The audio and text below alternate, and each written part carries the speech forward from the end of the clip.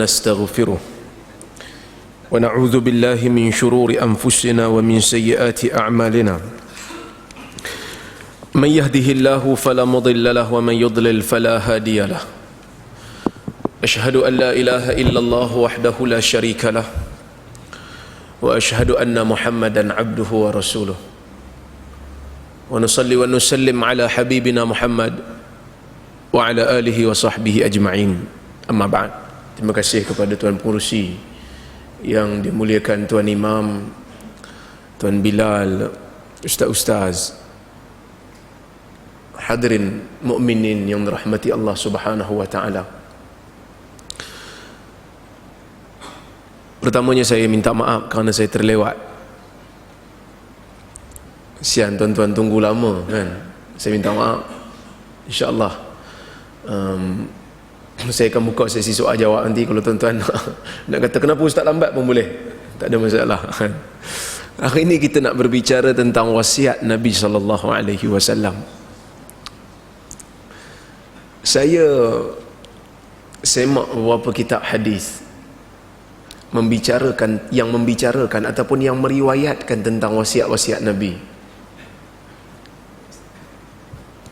Tak pernah. Okey. Yang membicarakan tentang wasiat-wasiat Nabi. Banyaklah wasiat Nabi ni. Jadi saya nak fokus kepada beberapa hadis yang membicarakan tentang wasiat yang terpenting. Yang mana wasiat ini kebanyakannya Nabi sebut sebelum Nabi wafat, masa Nabi tengah sakit. Antaranya saya akan bawa beberapa hadis dan kita akan hurai insya-Allah. Antaranya kata beberapa orang sahabat dalam hadis riwayat Ahmad dan Hakim dengan sanad yang sahih. Shalla bina Rasulullah sallallahu alaihi wasallam wa aqbala alaina wa khataba lana khutbatan zarafat laha al-a'yun wa wajilat minha al-qulub. قلنا يا رسول الله كأنها خطبة مودع فأوصنا.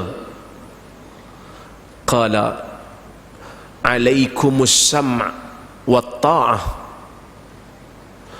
وإن كان عبدا حبشيا فإنه من يعش منكم فسيرى بعد اختلافا كثيرا فعليكم بسنتي وسنة الخلفاء الراشدين المهديين من بعدي عضوا عليها بالنواجذ وإياكم ومحدثات الأمور فإن كل محدثة بدعة وكل بدعة ضلالة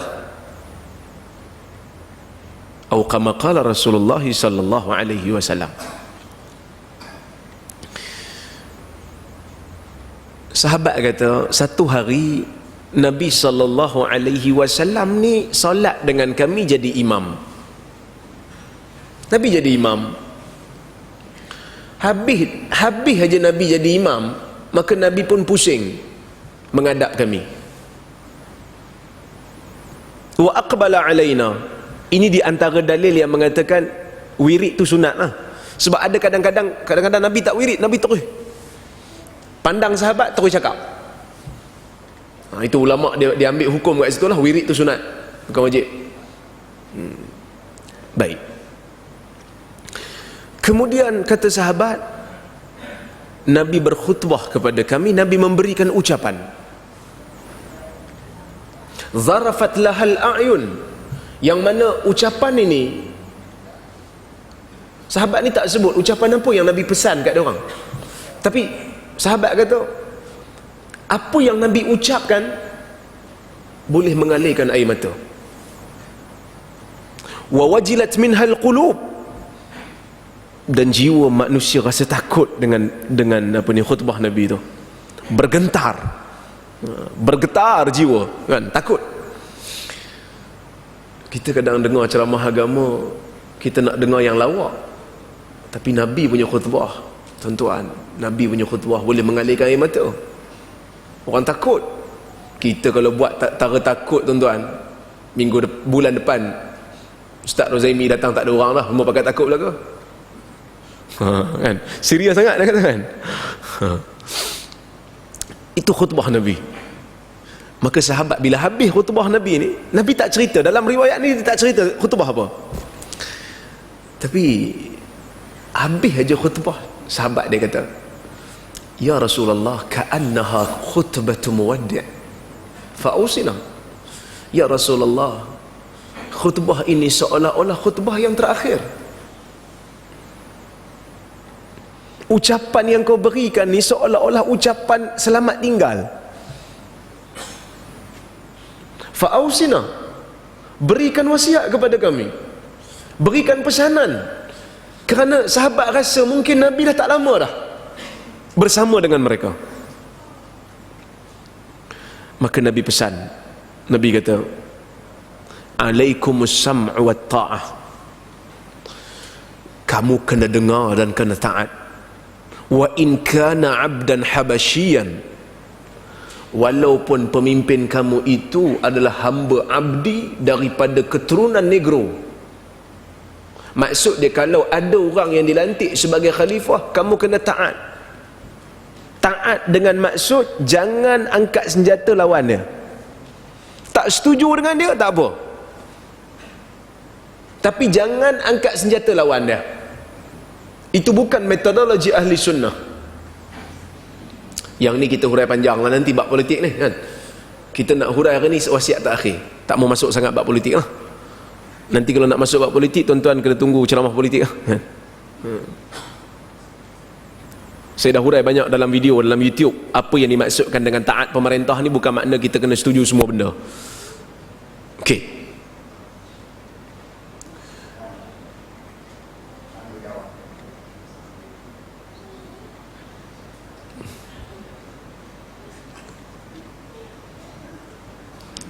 Nabi kata, "Fa innahu man ya'ish minkum." Sesungguhnya sesiapa yang hidup, nak solat, solat tepi sikit kot, nanti orang tak nampak. Oh, ingat nak solat tadi. Okay.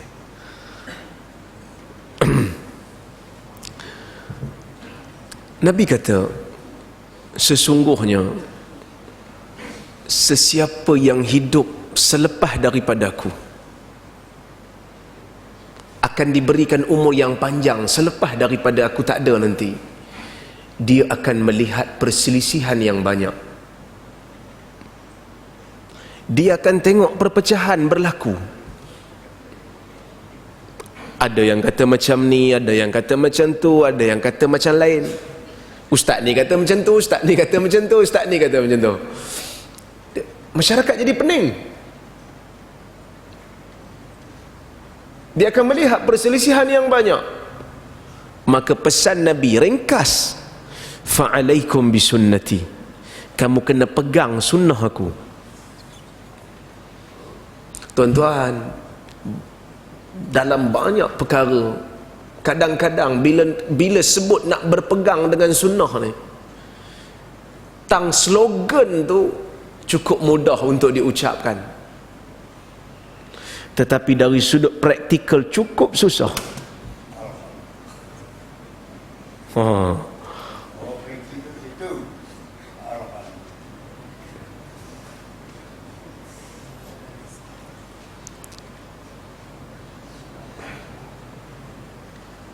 Tuan-tuan okey?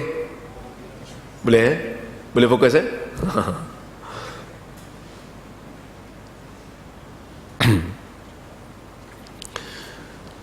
Ramai orang dalam dunia ni, kalau dia mengaku sebagai ahli sunnah, slogan dia mesti kata panduan kita Quran sunnah, panduan kita Quran sunnah. Bahkan ada yang lebih daripada tu, dia kata panduan kita Quran sunnah ijma' qiyas. Sebenarnya tak payah sebut pun tak apa ijma' qiyas tu, kita sebut Quran sunnah cukup dah. Kerana ijma' disebut dalam Quran, qiyas disebut dalam Quran. Maka kalau kita kata kita berpegang dengan Quran Sunnah, automatik ijma' qiyas kita pakai. Sebenarnya. Tapi bila mana berpegang dengan sunnah itu bertembung dengan kepentingan peribadi kita, maka pada masa tu kita nilailah tuan-tuan, adakah kita berpegang dengan wasiat Nabi ni, yang mana Nabi dekat-dekat nak wafat ni Nabi pesan sungguh-sungguh, nanti akan berlaku perselisihan yang banyak. Bila berlaku perselisihan, kamu kena pegang sunnah aku. Ustaz ni kata macam ni, ustaz ni kata macam ni, ustaz ni kata macam ni. Ustaz, Nabi kata apa? Hadis kata apa? Yang tu yang kita nak dengar. Hari ni orang duk heboh pasal apa ni, daripada kemarin mula-mula saya sampai ada orang tanya pasal tahlil. Mungkin Kelantan ni antara yang kuat tahlil kot, kan? Pasal tahlil, pasal kenduri arwah. Kadang-kadang kita tak mau sebut sangatlah benda ni, tapi bila orang tanya, saya nak tanya, saya kata, yang sunnahnya apa? Bila berlaku kematian ni, yang sunnahnya apa? Jangan tanya tuan-tuan, bila berlaku kematian, tuan-tuan jangan tanya, Ustaz apa hukum kita buat kenduri arwah? Jangan tanya yang tu. Kerana soalan yang lebih baik yang patut kita tanya, Ustaz bila berlaku kematian, sunnah kami sebagai ahli keluarga si mati ni kena buat apa? Dan sunnah kami sebagai jiran yang berlaku kematian dalam kejiranan kami kena buat apa? Yang tu patut kita mau tanya. Sebab hari ni orang beza pendapat. Ada yang kata boleh, ada yang kata tak boleh. Ada yang kata kalau jangan buat di rumah si mati, buat di rumah lain tapi pakai duit si mati tak apa. Yang penting jangan buat di rumah, buat di masjid, buat di surau, buat di balasah. Kita kata Nabi pesan bila berlaku perselisihan, tengok yang sunnah kata apa. Sunnahnya apa? Sunnahnya Nabi kata bila sampai berita kematian Ja'far bin Abi Talib dalam hadis Bukhari. Ja'far bin Abi Talib ni abang Ali bin Abi Talib. Nabi hantar dia. Diketuai tentera tu, Nabi hantar diketuai oleh Zaid bin Harithah. Zaid bin Harithah jadi ketua untuk berperang dengan orang Rom. Nabi kata kalau dia terbunuh, maka hendaklah kamu lantik Ja'far bin Abi Talib. Bila dia terbunuh juga, maka hendaklah kamu lantik Abdullah ibn Rawaha. Kalau dia juga terbunuh, maka kamu pilihlah mana-mana pemimpin yang kamu rasa sesuai. Maka mereka pun keluarlah pergi Mu'tah. Tempat saya belajar dulu namanya Jami'ah Mu'tah, bukan Jami'ah Muta'ah. Muta'ah tu Syiah, kan? Saya tak Syiah. Jami'ah Mu'tah, kan?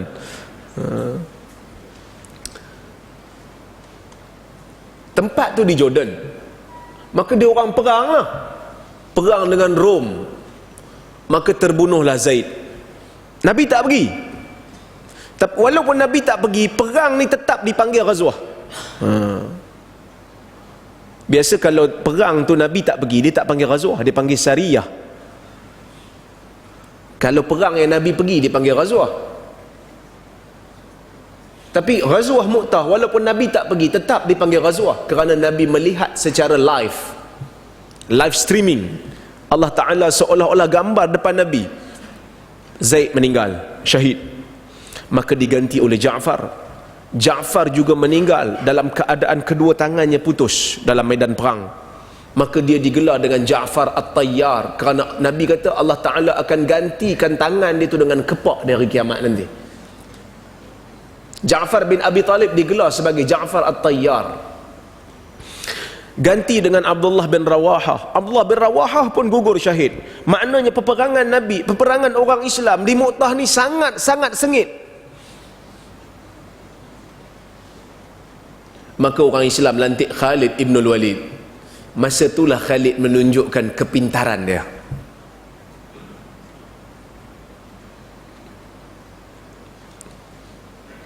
Khalid jadikan tentera orang Islam ni 3 baris.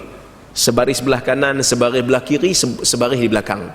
So Khalid arahkan supaya yang di kanan dan di kiri ni ke belakang makin ke depan, yang ke depan pergi ke belakang, yang ke depan pergi ke belakang, belakang pergi ke depan.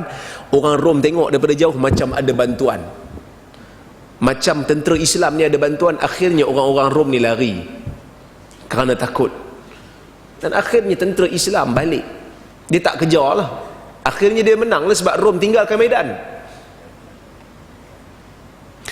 Bila berita kematian Ja'far sampai dekat Nabi, Nabi pesan kepada orang Madinah. Nabi kata, isna'u li ahli Ja'far ta'aman fa innahu qad ja'ahum ma yashghuluhum. Berikan, buat, orang Madinah, buat kepada keluarga Ja'far ni makanan, kerana telah datang kepada mereka perkara yang menyibukkan mereka, menyedihkan mereka. Yang ni yang sunnah, yang ni yang sunnah ni. Bila berlaku kematian, jiran masak nasi kerabu, nasi dagang, bagi dekat keluarga si mati.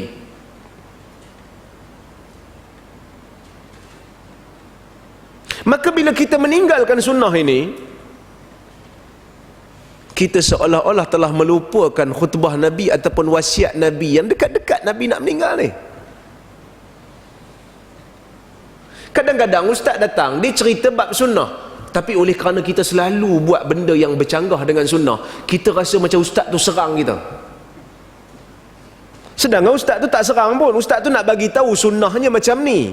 Tapi oleh kerana ada mungkin ustaz lain yang suka makan, maka dia kata, tuan-tuan jangan ikut ustaz-ustaz macam ni. Ini semua menghalang orang daripada buat kebaikan. Kita tak halang. Nak buat kebaikan, buat hari lain.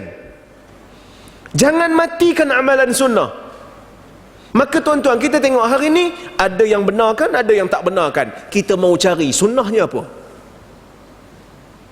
Ni pesan Nabi, bukan pesan saya. Kalau saya punya pesan, tuan-tuan boleh tak dengar. Yang ni Nabi pesan.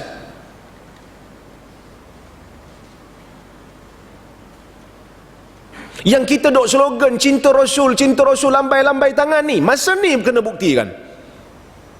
Masa ni kena bukti. Cinta Rasul ke? Cinta amalan tempatan. Cinta Rasul bukan hanya setakat slogan, bukan hanya setakat laungan. Cinta Rasul mesti dibuktikan. Mesti dibuktikan. Kemudian Nabi kata, dan kamu juga kena ikut sunnah khulafa ar-rasyidin yang diberikan hidayah selepas daripada aku, iaitu 4 khalifah yang dilantik selepas daripada kewafatan Nabi, yang tuan-tuan sendiri tahu. Addu 'alaiha bin nawajis, gigit dia dengan geraham, jangan bagi lepas. Walaupun macam mana kamu kena tekan, jangan bagi lepas. Kita tak disuruh untuk maki orang, kita tak disuruh untuk menyesatkan orang, kita disuruh untuk berpegang dengan sunnah Nabi. Tak ada siapa boleh nafi apa yang saya sebut tadi adalah sunnah. Tak ada siapa boleh nafi. Orang yang tak setuju dengan saya pun dia tak boleh nafi yang tu sunnah. Kita buat benda lain, maka kita telah mematikan satu amalan sunnah. Sebab itu kata Ibn Mas'ud, mabtada'a qaumun bid'atan illa waqad adha'u mithlaha minas sunnah, atau kama qala.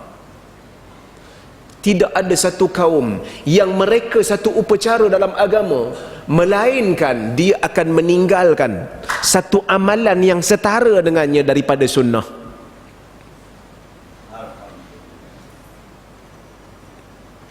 Alhamdulillah, na'udzubillah. Kita tak mau satu kaum yang meninggalkan sunnah kerana nak cari petunjuk lain. Iyyakum wa muhdatsatil umur, kata Nabi, jaga-jaga kamu dengan perkara-perkara yang baru dalam agama ini. Fa inna kulla muhdatsatin bid'ah, kerana semua benda baru dalam agama ini adalah bid'ah. Fa inna kulla bid'atin dalalah, dan semua perkara bid'ah itu sesat. Maka saya masa bentang paper, bentang kertas kerja dekat Perlis, Saya bentang kata kerja kat Perlis. Satu orang hamba Allah dia bangun, dia tanya, "Ustaz, saya nak tanya satu soalan. Perkataan kullu yang Nabi sebut fa inna kulla bid'atin dalalah itu, perkataan kul, adakah bermaksud semua ataupun sebahagian besar?" Pada saya, dia sebahagian besar, dia kata. Kerana ada ayat kullu nafsin dha'iqatul maut, semua yang hidup pasti mati, tetapi dikecualikan Allah, kerana Allah tak mati. Allah hidup dan dia tak mati, maka ada yang dikecualikan. Saya kata, dengar elok, saya kata betul. Perkataan fa inna kulla muhdatsatin bid'ah, semua perkara baru itu bid'ah, bukan semua sebenarnya. Bukan semua, sebahagian. Betul, saya setuju. Bahkan Imam Syafi'i sebut ma min amin illa wa qad khussis. Tidak ada perkataan yang umum melainkan akan dikhususkan sebahagiannya. Oh, jadi makna adalah bid'ah yang tak sesat? Ada. Siapa kata tak ada? Ada. Apa bid'ah yang tak sesat?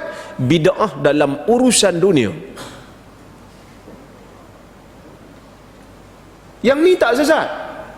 Yang ni bid'ah hasanah, yang memang syarak galakkan kita buat mikrofon.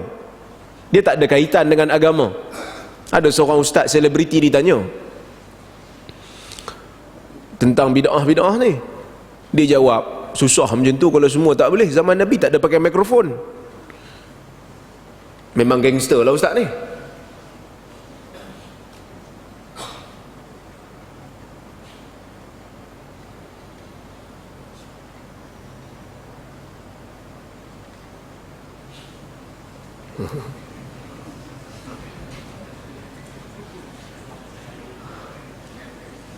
Nah, selingan.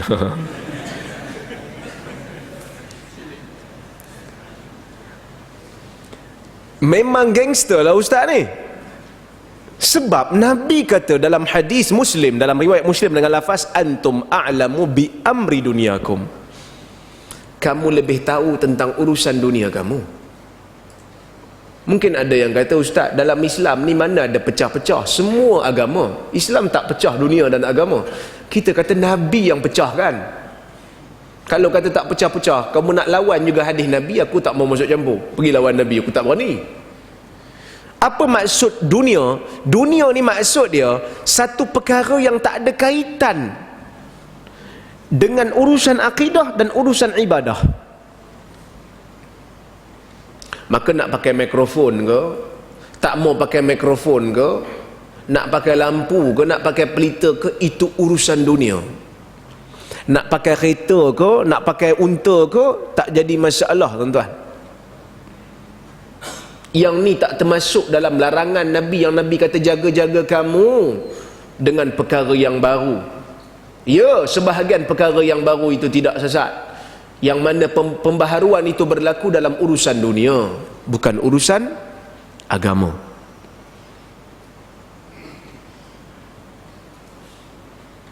Kalau semua orang boleh buat satu ajaran ataupun satu kaifiat baru dalam agama ni, ibadat baru, tuan-tuan reka tuan-tuan punya ibadat, saya reka saya punya ibadat, maka apa perlunya Nabi turun untuk mengajar apa ni, akidah dan ibadah? Apa perlu? Saya tengok sembahyang Jumaat, contoh, Jumaat ni tak cukup kot, kita buat sembahyang Sabtu pula, khutbah 4 kali. Boleh tak tuan-tuan? Semua orang lelaki dan perempuan diwajibkan hadir. Orang kata tak boleh, yang ni termasuk dalam bid'ah. Oh, maknanya sesat lah ni. Sesat lah. Takkan solat pun sesat. Ini alasan yang biasa orang pulang kat kita. Kita kata tak boleh, kerana agama ni ada disiplin dia. Agama ni dia ada disiplin. Tuan-tuan tengok Ibn Hajar Al-Asqalani dalam kitab dia Fathul Bari, ketika mensyarahkan hadis tentang apa yang perlu dibaca sebelum makan. Bila sebelum makan, kita kena baca apa? Bismillah. Sebab Nabi pernah ajar seorang budak, Amr bin Salamah kan, ya gulam samillah, anak baca bismillah. Imam Nawawi dia sebut masa dia syarah hadis ni, dia kata wa akmaluha bismillahirrahmanirrahim. Baca bismillah itu yang paling sempurna adalah dengan membaca bismillahirrahmanirrahim, dengan menambah perkataan ar-Rahman dan ar-Rahim. Ibn Hajar kata, aku tidak menjumpai dalam mana-mana hadis yang Nabi sebut ar-Rahman dan ar-Rahim. Ibn Hajar buat benda ni bukan nak kata Imam Nawawi ni, bukan nak halang Imam Nawawi buat benda baik, tapi nak cari yang sama dengan sunnah, nak cari yang macam mana Nabi sebut, yang macam mana Nabi buat. Kita tak katalah Imam Nawawi itu teruk ke apa, kita kata dalam masalah ni nampak kebenaran berada pada ulama lain yang ilmunya setanding dengan Al-Imam Nawawi. Maka itu tugas kita sebagai ilmuwan yang ada ilmu, yang ada kemampuan. Tugas kita mencari mana satu dalam pandangan-pandangan ulama yang berbeza-beza ni, mana satu yang hampir dan dekat dengan kehendak sunnah. Maka ini yang dibuat oleh Ibn Hajar. Dia kata, aku cari hadis, semua Nabi sebut bismillah, Nabi tak sebut bismillahirrahmanirrahim. Kita mau cari yang tu. Sebab itu Ibnul Qayyim masa dia menulis kitab Zadul Ma'ad, satu kitab yang baik, tuan-tuan kena ada kitab Zadul Ma'ad ni. Dia kata, aku tidak akan sebut dalam kitab aku ini ma huwa jaiz wa ma la yajuz, apa yang boleh, apa yang tak boleh. Ini bukan kitab fiqh, kata Ibnul Qayyim, tetapi aku akan sebut dalam kitab ini apa yang Nabi pilih untuk diri dia. Li'annahu la yakhtar illa ma huwa khair, ma yakhtar li nafsihi illa ma huwa khair. Kerana Nabi tidak pernah pilih untuk diri dia melainkan apa yang terbaik. Maka kita nak tiru Nabi dalam isu ni. Bagaimana Nabi melalui kehidupan dia, macam mana ibadat Nabi, kita mau ikut yang tu, yang Nabi pilih untuk diri dia. Nabi pesan. Itu wasiat yang pertama. Jangan kau pernah. Saya nak buka soal jawab lama sikit, tapi baru satu hadis ni, saya ada 5 hadis saya nak baca. Ada masa lagi. Hadis yang kedua yang Nabi pesan kepada umat dia sebelum Nabi meninggal dunia, Aisyah bagi tahu kat Nabi, kat kita. Aisyah kata, lamma ishtakan Nabi sallallahu alaihi wasallam zakarat ba'du nisaihi kanisatan yuqalu laha Mariyah, wa kanat ummu Salamah wa ummu Habibah atata ardal Habasyah fadhakarata min husniha wa tasawira fiha, fasami'a an-nabiy sallallahu alaihi wasallam 'inda dhalik faqala ulaika idza mata fihim rajul salih banau ala qabrihi masjida ulaika syiraru khalqillah.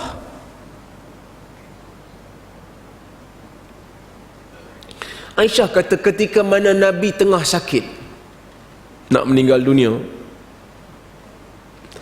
zakarat ba'du nisaihi, sebahagian daripada isteri-isteri Nabi ni, Nabi ramai isteri, jadi masa Nabi tengah sakit, isteri sama isteri, madu dengan madu ni duk sembang. Duk sembang sama-sama mereka. Zakarat ba'du nisaihi kanisatan yuqalu laha Mariyah. Sebahagian daripada isteri ni cerita dengan isteri yang lain tentang satu gereja yang diberi nama Mariyah. Kat mana gereja ni? Gereja ni dekat Habasyah. Wa kanat Ummu Habibah wa Ummu Salamah atata ardal Habasyah. Yang mana Ummu Habibah dan Ummu Salamah ini pernah pergi bumi Habasyah. Dan di sana dia orang tengok ada gereja yang cantik. Fa zakarata min husniha wa tasawira fiha. Maka Ummu Salamah dan Ummu Habibah duk tengok, cerita dekat isteri yang lain, kawan-kawan dia, madu-madu dia, tentang kecantikan gereja ini dan patung-patung yang ada dalam gereja. Sebab ini sikap orang perempuan lah, itu tabiat dia. Dia mari satu rumah, dia akan tengok mana-mana yang cantik, dia perhati. Lepas tu dia buat report kat suami dia, bila kita nak beli yang macam tu juga. Orang perempuan kan, itu sifat dia. Dia suka tengok komunikasi yang tidak bersuara. Lebih banyak kita komunikasi yang bersuara banyak orang lelaki ni. Kita kadang kita bercakap banyak, tapi baju yang kawan kita pakai tadi kita lupa. Tapi orang perempuan dia ingat. Baju kita pakai masa bertunang dia ingat. Kan? Orang perempuan tak sebut selamat hari jadi kat dia. Umur dah 70 tahun tak sebut selamat hari jadi, mungkin kecil hati je. Yang pasal awak ni masa muka semalam hari jadi saya, awak tak wish pun. Saya lupa dah 70 tahun dah umur awak. Dia kata sampai hati awak lupa. Nah, macam mana lupa? Tapi benda tu dia orang ambil penting. Ini tabiat yang kita tak boleh nafi lah, kan?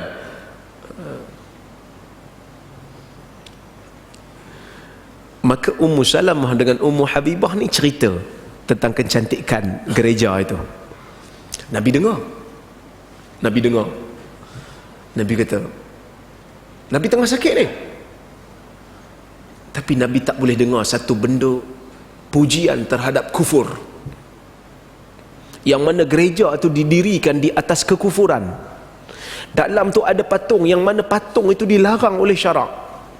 Tiba-tiba isteri dia puji, sebahagian isteri dia puji, Nabi tak boleh diam.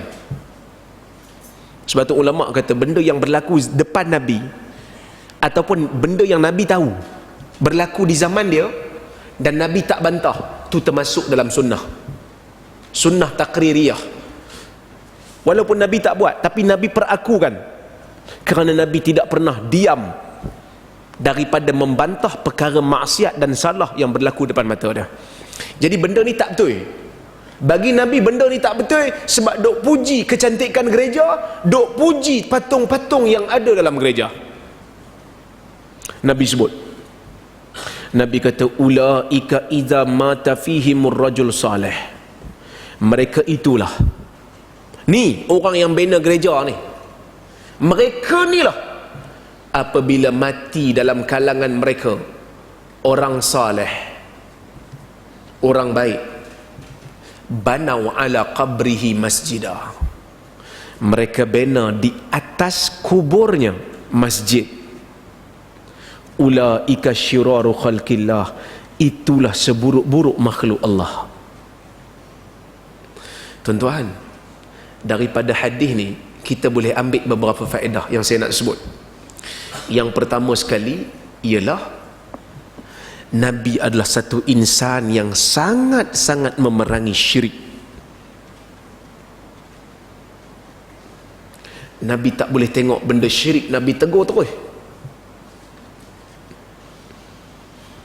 Kerana binaan tempat ibadat di atas kubur, yang mana kubur ada dalam tempat tu, tempat ibadat tu ada kubur tengah-tengah, dia boleh membawa kepada syirik.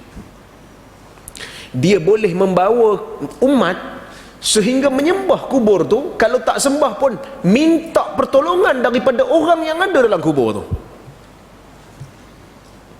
Yang ni yang dipanggil istighasah, minta tolong daripada mayat. Dia bukan tawassul, tawassul lain, dia ada beza. Tawassul dengan orang saleh ni bukan maksud istighasah.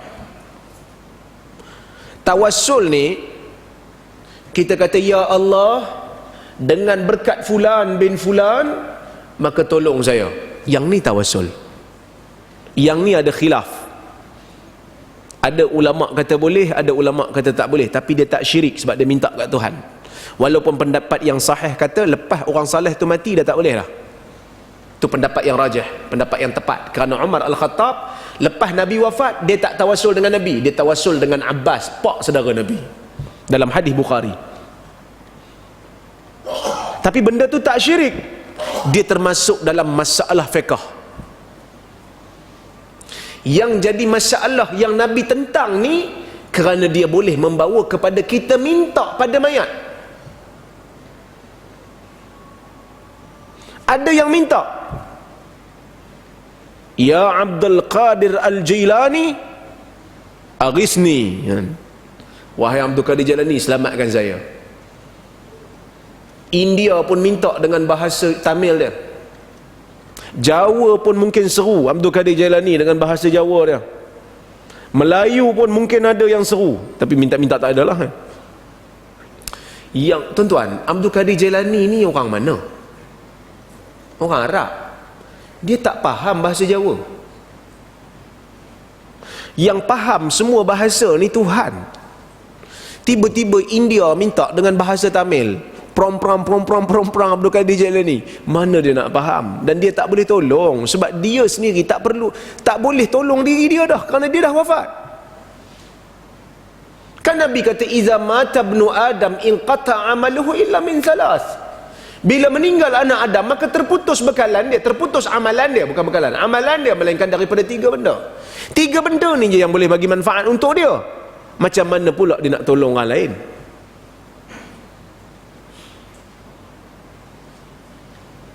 Ini masalah, maka Nabi tegur. Nabi sebut clear, jangan bina di atas kubur itu masjid. Satu. Yang kedua, Nabi kata mereka cari kubur orang saleh, yang mana ini juga merupakan jalan syaitan untuk menyesatkan manusia. Bila mana kita ada sifat ghulu fi ta'zimis salihin, bila kita melampau dalam membesarkan orang saleh, kita disuruh untuk hormat orang saleh. Yang ni tak jadi masalah. Nampak orang saleh, dia selalu solat, datang masjid, orang baik, kita jumpa dia, kita hormat dia, kita salam dia, boleh cium tangan dia, tak jadi masalah. Ulama benar kan? Boleh. Tapi hormat bukan bermakna membesarkan dan menyucikan. Ada beza di antara hormat dan menyucikan. Kata dia suci, ada beza. Maka sifat melampau dengan orang saleh ini juga akan menjerumuskan manusia ke lembah syirik.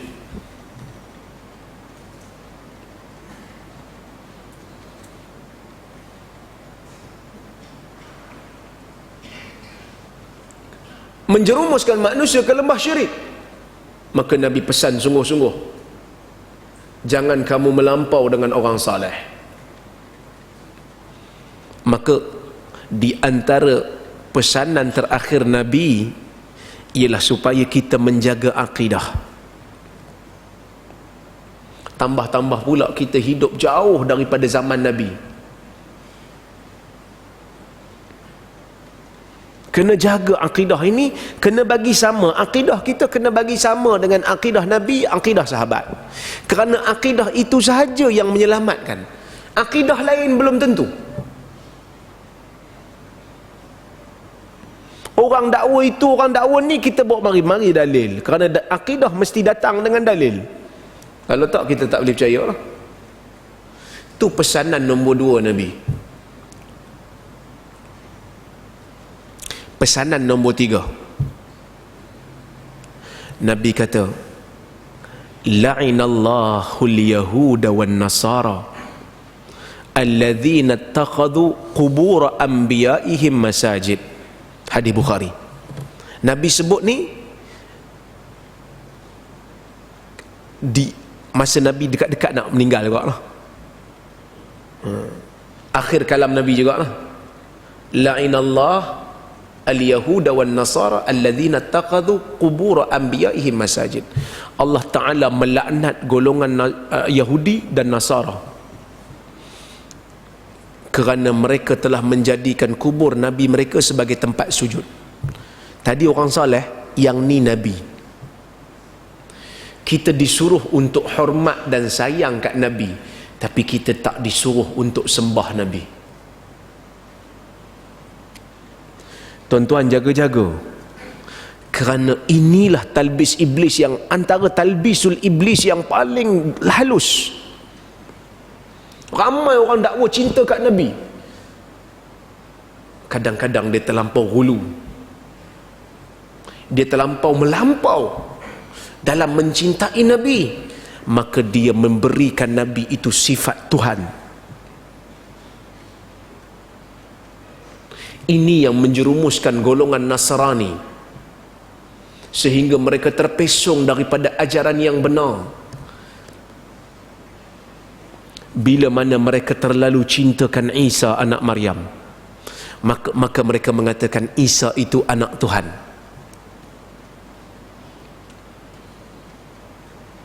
Nabi pesan dalam hadis, la tutruni kama atratin nasara Isa bin Maryam.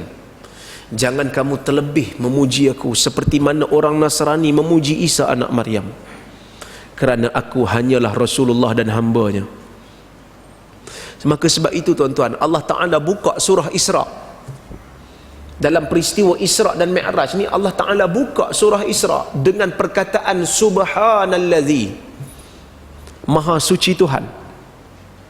Allah Ta'ala mulakan dengan tauhid, kerana peristiwa Isra dan Mi'raj adalah peristiwa yang ajaib. Nabi boleh pergi ke Baitul Maqdis, naik ke langit ketujuh dalam satu malam.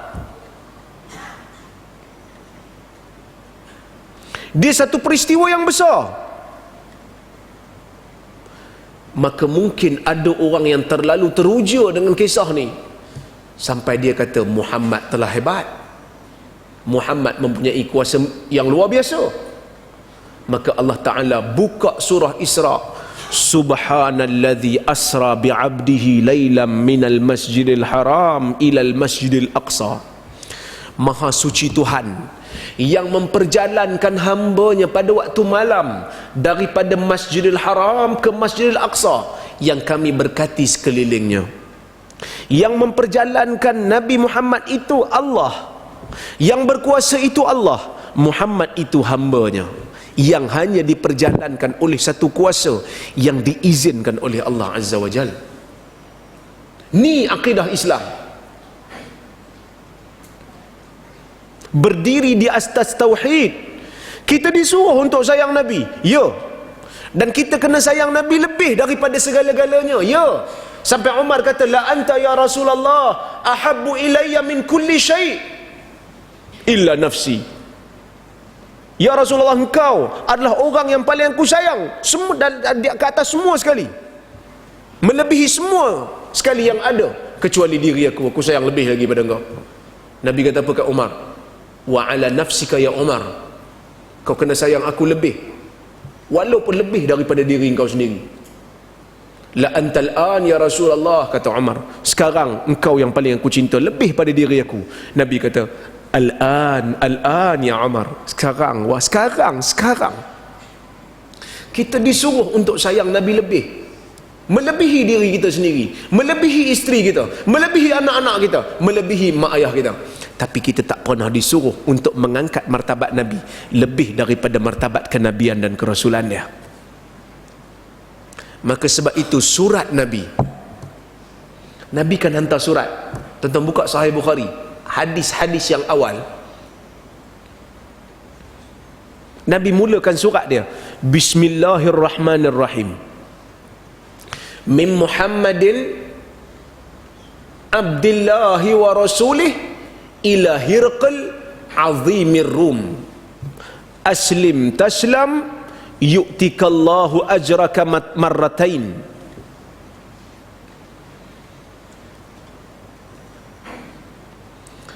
Bismillahirrahmanirrahim maksud surat Nabi. daripada Muhammad. Surat ini daripada Muhammad. Abdillahi wa rasulih, hamba Allah dan Rasulnya. Yang mana surat ini ditujukan kepada Heraklius, orang besar Rom. Masuklah kamu ke dalam Islam, nescaya kamu selamat. Allah akan memberikan kamu pahala 2 kali. Tuan-tuan, Nabi tulis surat dia. Pertama Nabi mula dengan Bismillah. Kemudian Nabi kata surat ini ditulis oleh Muhammad, hamba Allah dan Rasulnya. Kerana Nabi sedang menulis surat kepada satu orang pembesar yang sedang menganut agama Kristian, yang telah menjadikan Nabi dia sebagai anak Tuhan, iaitu Yesus. Maka Nabi tulis surat, kalau kamu masuk Islam nanti, jangan jadikan aku anak Tuhan walaupun kau sayang kat aku.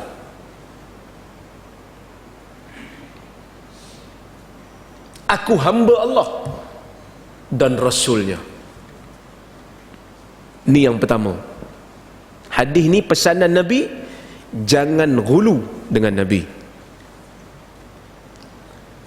Ghulu cinta Nabi, terlampau sayang kat Nabi tak apa. Jangan angkat dia lebih daripada martabat kenabian dia. Ni bahaya. Kadang-kadang kita rasa kita sayang kat Nabi, tapi syaitan divert kita daripada bab mahabbatur Rasul kepada bab asyirku billah. Kita rasa kita sedang sayang Nabi, tapi kita terlupa kita dah masuk ke dalam syirik kepada Allah.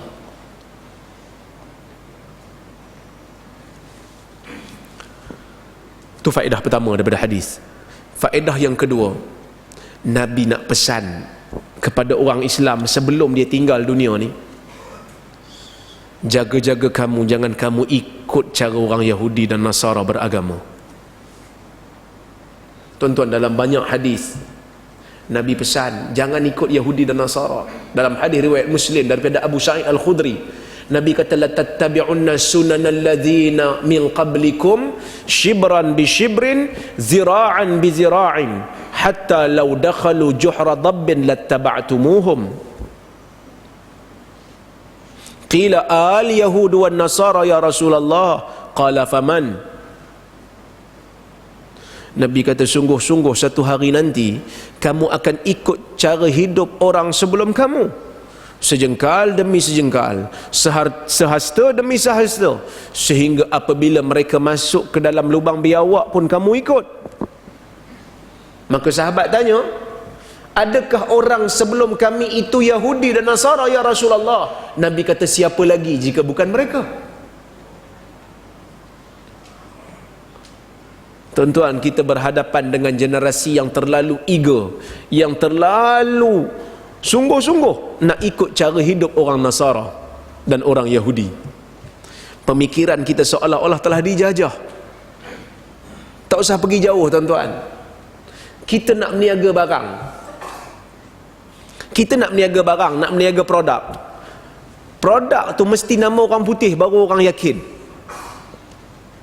Betul? Nak meniaga makanan ringan ni, kena buh nama Twisties, Jack and Jill, apa lagi? Pringles, baru orang nak beli. Tapi kalau bubuh keropok Cikgu Baharum, orang tak beli. Ada Cikgu Baharum sini? Saya bubuh nama rare sikit supaya tak ada orang nama Baharum, jarang.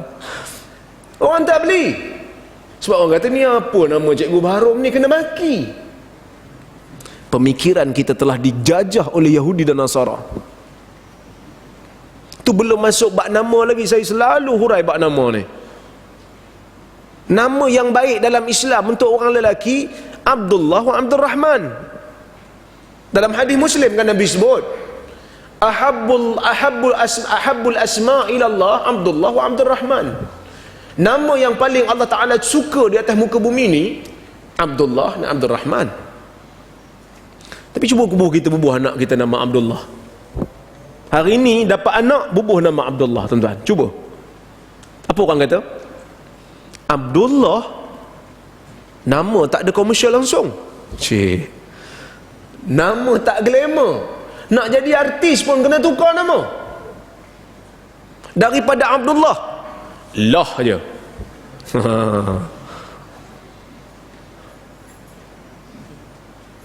Dia jaga kat tu, dia panggil Lah tu. Dia kata Lah lagi bagus daripada dolar, kan?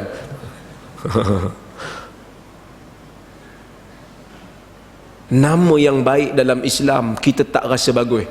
Kita bubuh nama pelik-pelik. Bubuh nama Ryan. Bubuhlah Rayyan. Rayyan ada makna. Tapi Ryan, Raikel, kalau muka macam orang putih betul tak apa.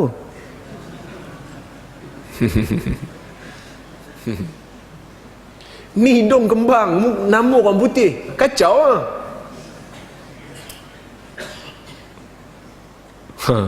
Saya sebut ni saya lah kan, hidung kembang juga kan. Jadi tuan-tuan, Nabi pesan supaya kita tak ikut mentaliti ni, supaya kita ada image yang tersendiri, ada jati diri, ada syakhsiyah Islamiah yang jelas.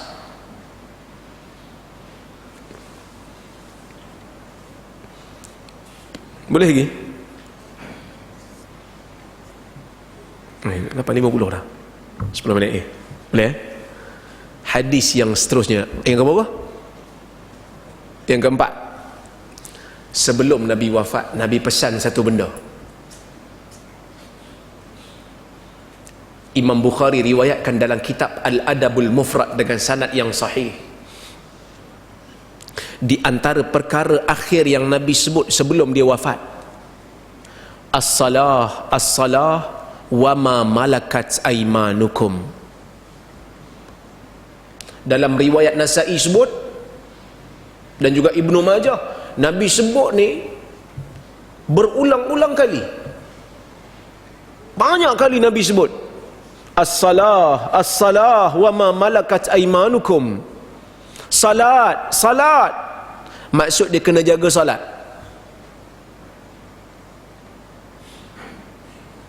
Tuan-tuan, bab salat ni orang Melayu memang fail. Bukan tuan-tuan lah, tapi masyarakat kita fail bab salat. Dia rasa berat salat ni. Tuan-tuan, Allah Ta'ala sebut dalam Quran jelas, wasta'inu bis sabri was salah wa innaha lakabiratun illa 'alal khashi'in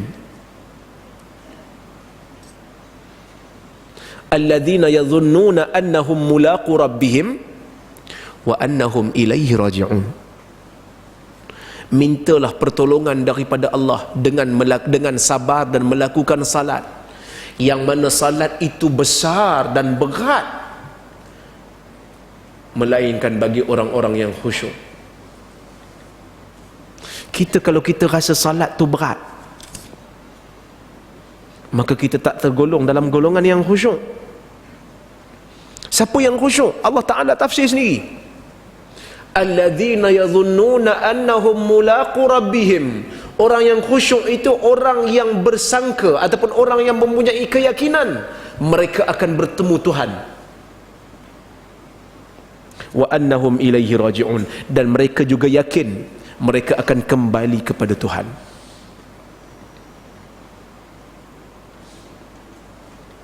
Tanya balik diri kita. Kadang-kadang kita kata kita mukmin, tetapi keimanan kita dengan akhirat kadang-kadang tidak capai kepada piawaian.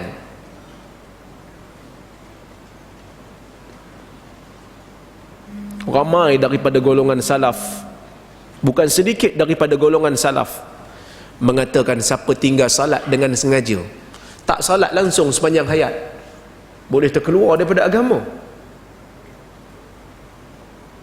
Kufur. Cuma Imam Syafi'i tak pakai lah yang tu. Dia kata kalau salat dalam keadaan, tak salat dalam keadaan malas, maka tak kafir lah. Tapi kalau tak salat dalam keadaan dia ingkar, orang suruh dia salat, dia kata salat bukan wajib pun, dia ingkar, maka dia kafir. Orang kata salat lah, kata buat apa nak salat, salat bukan wajib, salat ni haram tak? Maka kafir lah.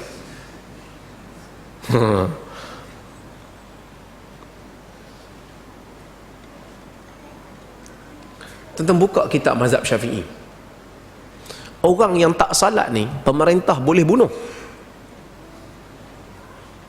Tuan-tuan buka kitab fiqh mazhab Syafi'i. Matan Minhaj yang ditulis oleh Al-Imam An-Nawawi. Pemerintah boleh ambil tindakan untuk orang yang tak salat ni. Serius. Tapi kita kadang-kadang bab salat nampak ringan. Tak salat ni. Masyarakat kita. Orang salat kat parking lot jadi isu besar. Kan ada kan? Orang salat kat parking lot, orang tangkap gambar jadi viral. Orang punya marah. Apa ni solat kat parking lot? Apa masalah solat kat parking lot? Dah tak ada tempat nak solat. Solat kat situ. Dia rela tak solat daripada solat tempat yang macam tu. Tuan-tuan tengok negara Arab. Tuan-tuan pergi Mekah, pergi Jordan tengok. Solat di tepi-tepi jalan, relax je. Daripada tak solat, baik solat.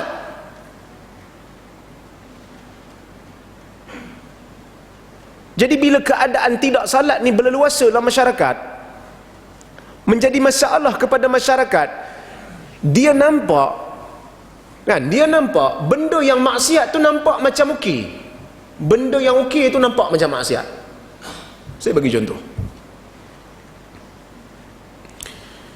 Dua orang anak muda yang bukan mahram, belum kahwin, belum apa, naik motor rapat-rapat. Dua orang budak muda belum kahwin, naik motor rapat-rapat. Kita tengok, kita rasa apa? Mungkinlah ada yang kata teruk, ada yang kata biasa, budak muda macam ni lah. Ada yang rasa budak muda, dia punya rapat naik motor, tuan-tuan, motor tu kita boleh tumpang belakang. Punya rapat.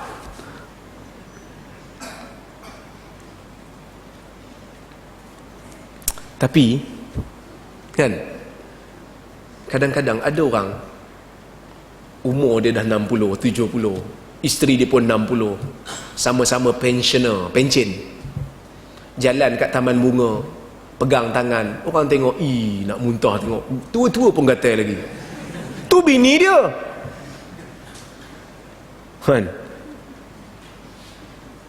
Satulah. Yang kedua, bab poligami ni kan, poligami ni halal ke tak, tuan-tuan? Halal. Orang yang ada kemampuan boleh buat lah. Yang berani, yang tak berani jangan buat. Tapi masyarakat dok cerita macam benda tu salah. Nak cakap pun tengok orang tu kan. Nak tahu tak, datuk tu kahwin dua. Teruk betul perangai. Tak sangka sungguh. Apa yang tak sangka? Dia ada kemampuan, kahwin je lah. Ini yang berlaku dalam masyarakat. Saya bukan nak galakkan. Tuan-tuan kalau ada kemampuan, tuan-tuan buat kan? Tak mampu, biar lu. Benda tu ada dalam Islam, tapi kita rasa macam benda tu salah. Bila mana satu masyarakat yang tidak menjadikan salat sebagai budaya, maka akan masuk macam-macam maksiat. Dan Nabi kata, wa ma malakat aimanukum, harta kamu. Ulama dua pandangan. Ada yang kata Nabi pesan tentang harta, yang kedua Nabi kata, Nabi yang dikatakan wa malakat aimanukum tu, Nabi pesan tentang hak hamba. Hari ni hamba dah tak ada, kita ambil tafsiran yang kedua, iaitu Nabi pesan tentang harta. Nabi sebut dalam hadis riwayat Bukhari, Nabi kata, ya'ti 'alan nas zamanun ma yubalil mar' ma akhadha minhu aminal halal atau minal haram. Akan datang satu zaman di mana manusia, satu orang hamba, dia tak peduli daripada mana dia dapat harta tu, sama ada daripada halal ataupun daripada haram. Ni pesan Nabi. Satu zaman akan muncul. Hari ni kita tengok, tuan-tuan, kita nak letak barang dalam kereta pun takut kena pecah cermin. Orang mencuri harta manusia. Hari ini macam-macam skim cepat kaya timbul. Jual mah, dapat satu lagi mah. Ada ke tuan-tuan orang percaya? Tuan-tuan beli 100 gram emas, kami hadiahkan lagi 100 gram emas. Ada juga orang percaya. Sahabat saya Dr. Azman daripada UIA, dia perang benda ni. Kadang-kadang ada benda dalam urusan perbelanjaan ni, ada benda yang kadang-kadang kita rasa tak salah pun, tapi sebenarnya salah. Apa dia? Tuan-tuan biasa tak berurus niaga dengan bank-bank konvensional yang bukan Islam, yang bukan Islamic banking?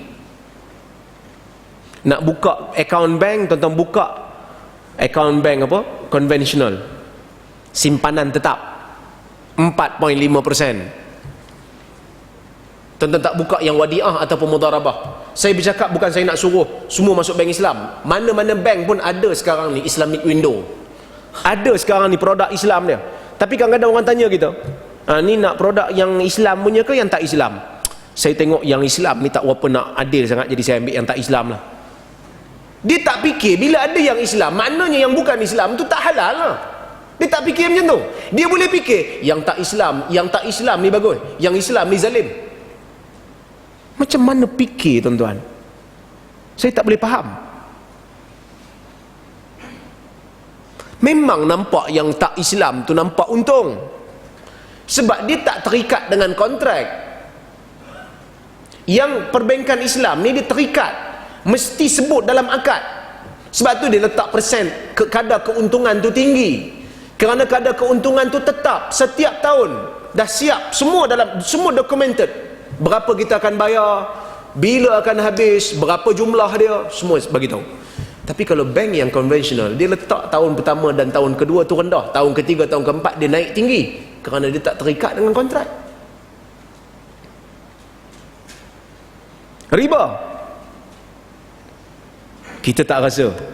Ni yang Nabi sebut, zaman tu mungkin zaman ni.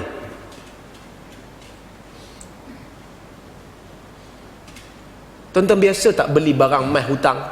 Tak apa, 3 kali bayar. Ambil dulu 3 kali bayar. Riba. Riba. Nak beli barang mas dengan duit, mesti bayar cash, terima serta merta.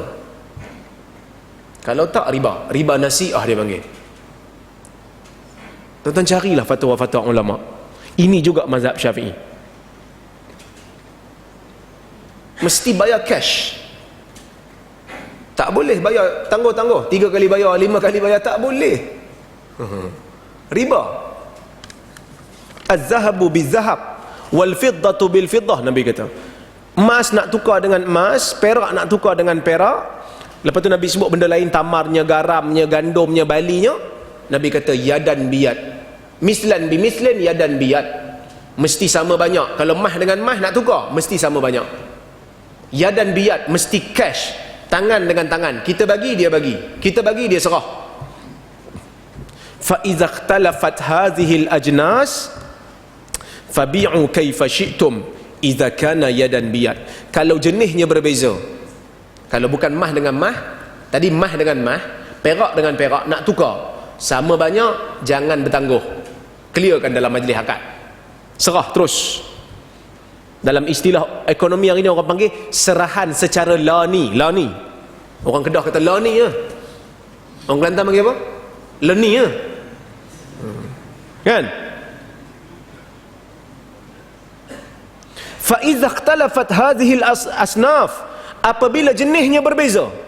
Kita hari ni beli mah, kita bukan dengan mah, kita beli dengan duit.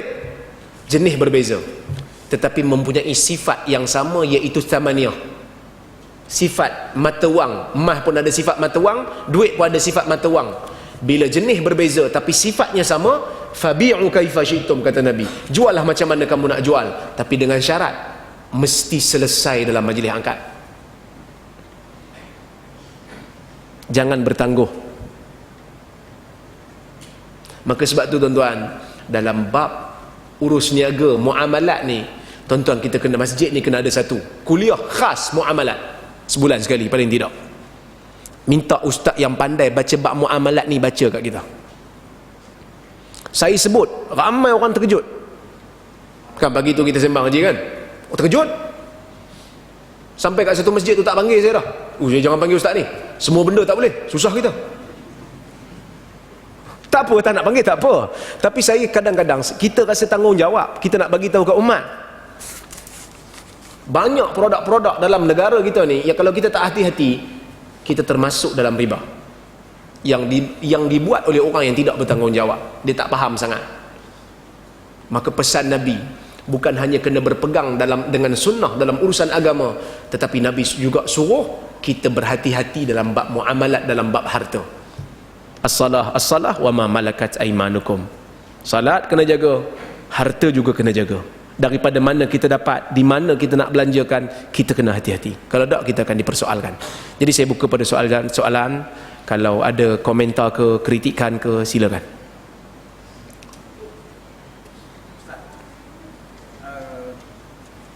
Dari apa yang disebutkan dalam intisari ceramah tadi, di antaranya terdapat satu hadis yang bermaksud lebih kurang bina masjid di atas kubur adalah merupakan di antara 10 huruf makhluk di sisi Allah Ta'ala. Jadi bagaimana pula dengan kita bina bangunan kecil di atas kubur, bukan masjid, tapi kita bina bangunan kecil di atas kubur, seumpama kalau di Kelantan ini orang panggil wakaf, di mana bangunan itu boleh diangkat dari satu tempat ke satu tempat, dari satu kubur ke satu kubur, untuk upacara-upacara yang dimasukkan. Jadi bagaimana dengan bangunan tersebut? Adakah itu juga termasuk dalam pengertian masjid? Satu. Yang kedua, kita tidak dirikan apa-apa bangunan di atas kubur, tetapi kita mengadakan upacara. Kita mengadakan ibadah seumpama solat, seumpama zikir dan sebagainya di atas kubur. Apakah itu juga termasuk menjadikan kubur sebagai masjid? Terima kasih, Ustaz. Yang pertama tentang binaan di atas kubur, memang ada hadis yang melarang, hadis daripada Jabir. Nabi melarang ayyujassasal kubur, dikapurkan kubur itu dengan binaan. Maka dalam mazhab Syafi'i disebut makruh kita membina apa-apa binaan di atas kubur. Memang ada rukhsah. Kalau dia kata nak ditinggikan kubur tu sekadar satu jengkal, tapi itu bukan bina, bukan kapur, bukan simen, tak. Kita tinggikan tanah dia je. Kita tinggikan tanah dia, bukan kita bina. Tak boleh bina. Bahkan sebahagian ulama mazhab Syafi'i kata kalau dibenakan di tanah yang musabbal, musabbalah, tanah wakaf, itu lebih dahsyat makruhnya, lebih dahsyat, lebih berat makruhnya, kerana dia telah ambil hak orang. Tanah tu bukan tanah dia, tanah wakaf. Lepas ni orang lain nak tanam pula, orang lain pula nak duduk tempat dia, dia bina besar-besar, jadi masalah. Okey, satu. Yang keduanya, membaca Quran di kubur. Membaca Quran di kubur ni berlaku perbezaan pandangan dalam kalangan fuqaha. Okey, Imam Syafi'i dalam kitab Al-Um dia ada sebut, dia kata aku suka kalau dibacakan Quran di kubur, lepas tu doa untuk si mayat. Tapi bukan Imam Syafi'i baca tu hadiah kepada si mayat, kerana mazhab Syafi'i clear lah, dia kata kita tak boleh sedekah pahala pada orang. Imam Syafi'i dia kata baca Quran di kubur tu untuk turunkan rahmat. Biasa orang baca Quran, dia akan tadabbur ayat, dia akan khusyuk, lepas tu baru dia doa, kerana doa ni perlu khusyuk. Itu di antara faedah dia, hikmah dia. Sebab itu Imam Syafi'i suruh. Tapi mazhab Malik, Imam Malik dia tak suka, kerana ada satu hadis Nabi SAW dia sebut, dia kata la taj'alu buyutakum maqabir, iqra'u surat al-Baqarah fa inna syaitan yafirru minal bait. Macam mana hadis tu, saya lupa sekejap. La taj'alu buyutakum maqabir fa inna syaitan yafirru minal bait alladhi tuqra'u fihi suratul Baqarah atau kama qala. Hadis riwayat Ahmad. Jangan kamu jadikan rumah kamu seperti kubur, kerana syaitan akan lari daripada rumah yang dibacakan di dalamnya surah Baqarah. Maka sebahagian ulama kata dekat kubur ni orang tak baca Quran, sebab tu Nabi kata jangan kamu jadikan rumah macam kubur. Rumah yang kita tak baca Quran dekat dalam dia tu macam kubur. Syaitan akan lari daripada rumah yang dibacakan surah Baqarah dalam dia. Jadi kalau rumah kita banyak hantu, hantu syaitan lah. Kalau anak kita hantu tak boleh buat apa. Minta dijauhkan lah, minta kita dapat zuriat yang salihah. Tapi kalau rumah kita banyak gangguan jin, maka kita baca surah Baqarah. Bukan surah Yasin, surah Baqarah. Melayu ni Yasin saja kan, bukanlah salah baca Yasin tu, tapi ni ada hadis yang sahih menceritakan tentang surah Baqarah. So kita baca Baqarah lah. Pandangan saya rasa wallahu alam tidak ada riwayat yang mengatakan mana-mana sahabat ada baca Quran di kubur. Cuma Nabi dalam hadis Bukhari, Nabi dia doa di kubur. Bila pergi kat kubur doa, bagi salam doa. Sebab Nabi pernah sebut kat sahabat dia, is'alu li akhikumut tathbit fa innahu al-an yus'al. Minta doa kepada Allah supaya kawan kamu dalam kubur ni ditetapkan jiwa, kerana sekarang ni dia sedang ditanya.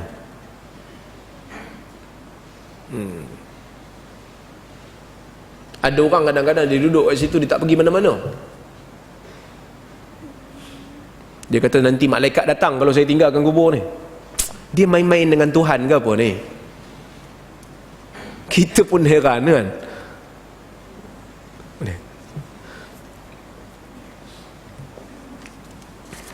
Oi, panjang. Apa pandangan Ustaz tentang sambutan Hari Merdeka, sedangkan pada tarikh itu Tunku Abdul Rahman mengambil undang-undang orang kafir, sistem demokrasi, dan menolak undang-undang Allah? Merdekakah kita atau derhakakah kita? Bagaimana akidah kita? Sedangkan Allah berfirman jangan ikut cara orang Yahudi dan Nasara, tapi kita ambil undang-undang Yahudi dan Nasara. Panjang soalan, jawapan pun panjang juga. Ada soalan?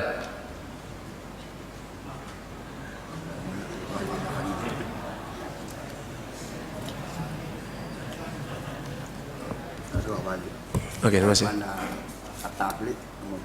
Okey, terima kasih. Okey. Ini surah Yasin bukan soalan. Okey, tak apa. Pertama sekali, sambutan Hari Merdeka ni kan, dia bukan ritual agama. Tak ada orang sambut Hari Merdeka dia ada salat khas. Cuma kita nak mengingat hari di mana kita dibebaskan daripada penjajahan. Saya tidak nampak apa-apa masalah, tetapi saya tidak nafikan ada ulama yang menghukum bid'ah benda ni. Tapi saya rasa wallahu alam, pendapat saya ia tidak termasuk dalam bid'ah kerana dia urusan dunia. Yang mana kita tak ada solat khas, tak ada puasa khas pun. Kita mengingati satu nikmat yang Allah Ta'ala beri pada kita pada hari itu. Dia tidak ada upacara agama apa pun. Satu. Yang kedua tentang demokrasi ni, tuan-tuan bagi tahu kat saya, mana negara yang guna sistem yang Nabi perintah negara? Khilafah ada dalam dunia ni? Tak ada. Negara yang paling Islam pun kita kata Saudi guna monarki, sistem beraja, yang mana sistem beraja ni tak pernah ada zaman Nabi. Sistem Islam, umat kena pilih ahlul halli wal aqad. Ahlul halli wal aqad yang pilih khalifah, lepas tu baru dibai'ah. Cuma saya tengok sistem yang terbaik yang ada dalam dunia ni adalah sistem demokrasi. Walaupun dia tu adalah bercanggah dengan Islam dalam beberapa keadaan, tapi itulah yang terbaik yang kita ada. Maka kita masuklah. Kita buatlah perubahan. Kita bila nak bercakap dalam satu masalah, pastikan solution yang kita bagi itu solution yang bersifat praktikal. Hari ini ada juga beberapa golongan yang cuba nak kembalikan umat kepada sistem khilafah kan. Pilihan raya tak syar'i, kita mesti pergi kepada khilafah. Nanti kalau ada orang yang faham separuh masa, dia kata tak syar'i demokrasi ni, jangan pergi undi, berdosa, haram, maka semua orang Islam tak wajib pergi undi. Yang pergi undi orang kafir, maka orang kafir dapat perintah negara. Khilafah yang kita nak tak sampai-sampai, kuasa orang Islam dalam negara ni yang ada pun tercicir. Maka kita bercakap soal darurat alas mustawal mujtama. Kita bercakap tentang darurat masyarakat yang ada. Kita tak ada pilihan. Ini yang terbaik yang kita ada, so kita teruskanlah selagi mana ia baik. Walaupun ada beberapa kecacatan itu, kita perbaiki, tidak menjadi masalah. Ada soalan lagi?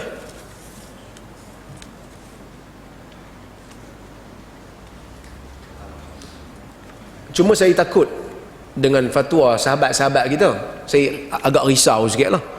Dia kata pilihan raya tak syar'i, demokrasi sistem kafir, tapi dia join parti. Tu saya heran sikit lah. Mula-mula ini tak syar'i, ini sistem kafir, lepas tu dia pula masuk parti, dia pula jadi ulama' dalam parti tu. Orang lain tak boleh sokong parti lain jadi khawarij, sokong parti dia tak apa. Kita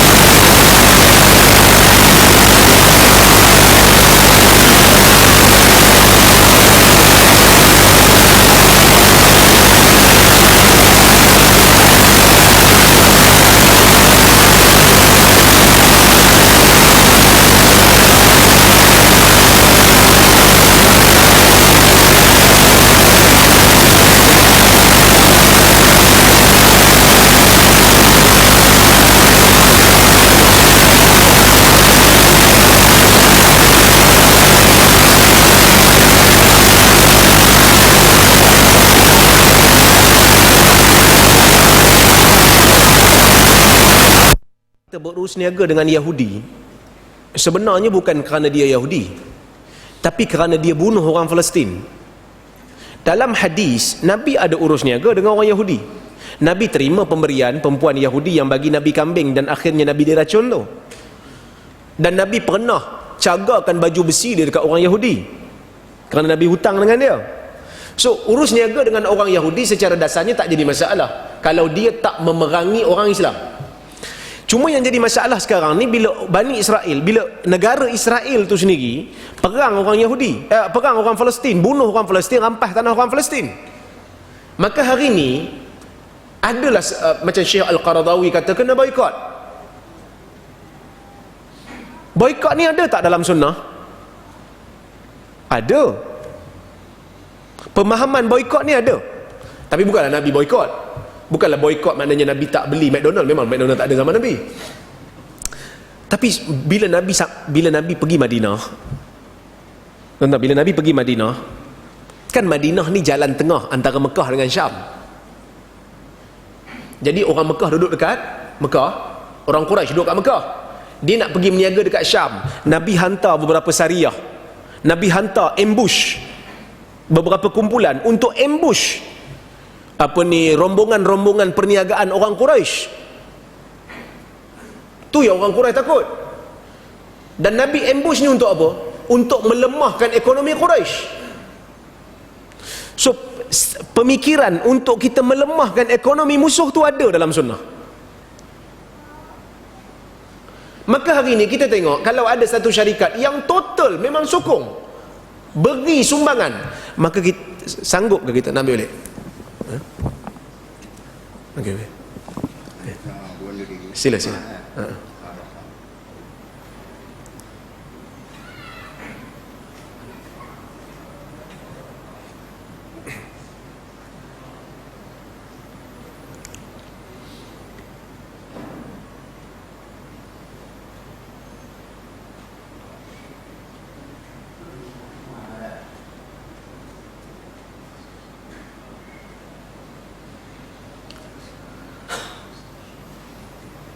Jadi kalau kita tengok satu syarikat yang betul-betul memberi sumbangan, sanggup kita nak makan di situ, yang mana setiap ringgit kita akan diberikan kepada orang-orang Israel untuk beli peluru?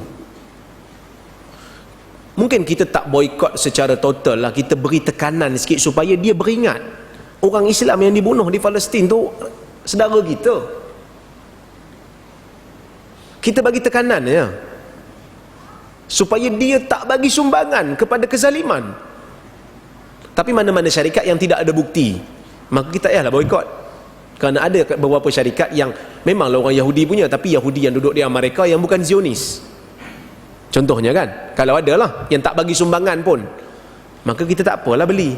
Tapi kalau memang confirm ada dan bagi sumbangan, so kita sanggup kita nak beli. Yang mana duit kita tu sebahagiannya akan disalurkan untuk beli peluru, bunuh sahabat kita, seakidah dengan kita di Palestin.